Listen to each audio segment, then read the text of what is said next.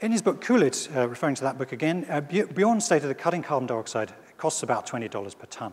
Well, in 2007, McKinsey did a very detailed study looking at all the carbon abatement options and assessed them in terms of their cost and their applicability. And this included everything from very simple things like adding insulation to more efficient lighting systems, all the way through to more expensive things like carbon capture and storage. So the stuff on the left that is below the line is stuff that would save money during its lifespan, and the stuff above the line is stuff that would cost money. So there are quite a lot of office schemes that have been built to BREEAM excellent standard. And there was a study by Cyril Sweet and the BRE which concluded that the additional cost of getting to excellent was about 3%. Then earlier this year, McGraw-Hill did a study into the economics of green buildings, and they concluded that green buildings are significantly more valuable. 3% higher rents in 2005, and that gap's actually widened since the credit crunch, widening to 6% in 2008. And green buildings actually outperform ordinary office buildings on every level.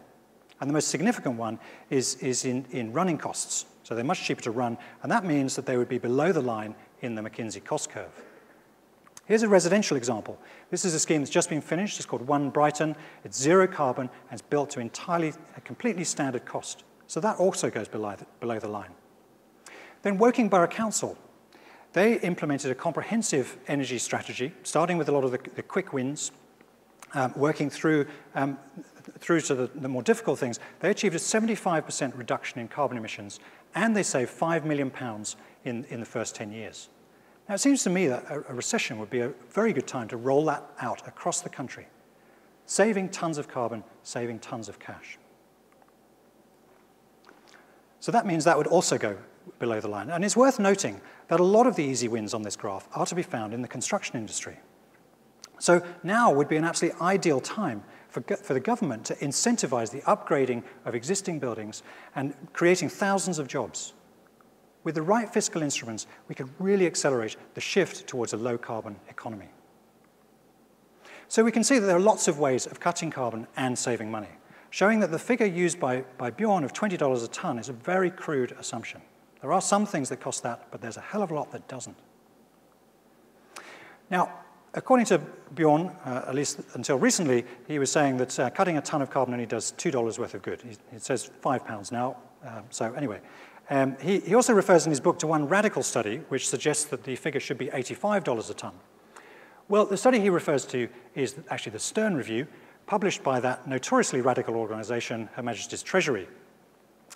And we're going to have another look at the Ackerman scoreboard here to see how balanced Bjorn's view on economics is. So on the left, we have economists who advocate a slow, small-scale approach to climate change, and on the right, those who advocate a more urgent, large-scale response. So let's have a look at those results. Here they come. Okay, and now the right-hand side, it's another nil point. But it is an important question. You know, what is the right figure? Is it £5 a ton, or is it $85 a ton, as those damn radicals in the Treasury suggest? Well, one way of testing this is to see what's included in the different assessments.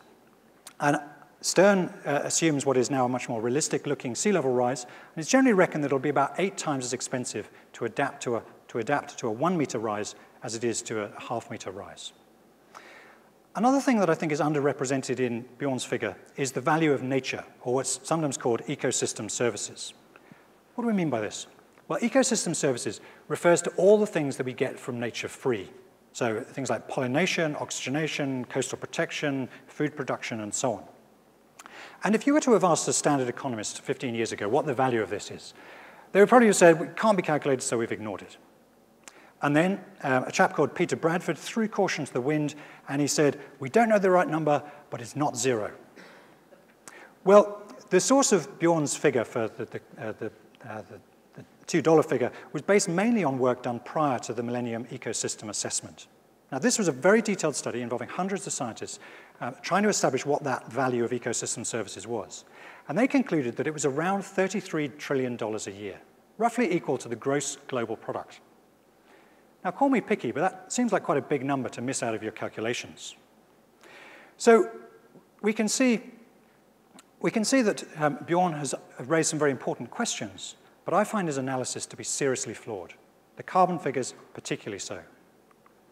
And to conclude, I want to return to this theme of biomimicry. One of the most immediate impacts of climate change is going to be in species extinctions. And authorities estimate that unless we have very urgent action on climate change, we could lose up to 50% of our species over the course of this century. And I'd like to venture quite a personal view on this. Nature represents an amazing source of solutions to many of the challenges that we're going to face. Here are just a few examples of innovations that we could develop from nature. A fire detector 1,000 times as sensitive as man-made ones. High-efficiency water recovery heat exchangers, non-toxic adhesives, solar tracking mechanisms, needle-free medical injections, regenerative treatments for heart disease. Biodiversity is fundamental to our actual and potential quality of life. And that's why I think this trend in the Living Planet Index is something that we should be really worried about. Who knows what secrets have already vanished with the species that have become extinct? I'd like to suggest an analogy. Supposing you were on a boat that you barely understood how to sail. You're heading for a serious storm, and you discover someone tearing up the instruction manual and chucking it overboard. Well, that's what we're doing here, tearing up the instruction manual, destroying some of our best sources of solutions for the future. Are we really too proud to admit that we're making a hash of things? Are we really going to allow 3.5 billion years of R&D to be chucked overboard? At the end of this session, some of you will leave convinced by Bjorn's ideas, convinced that tackling climate change is not a priority for the construction industry, convinced that there's little we need to do apart from perhaps lobby governments for more investment in R&D. To those people, I would like to say this. Creating a positive future is not a spectator sport. And that's what we do as an industry. We shape the future. There is a huge amount that we could do to tackle climate change. In fact, with the right leadership and the right conditions, we could astonish the gods with what we could achieve. But at the moment, it's not happening.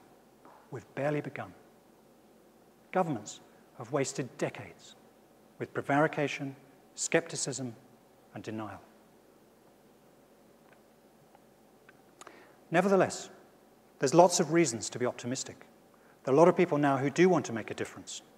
The UK Green Building Council now has over 300 members from every sector of the industry.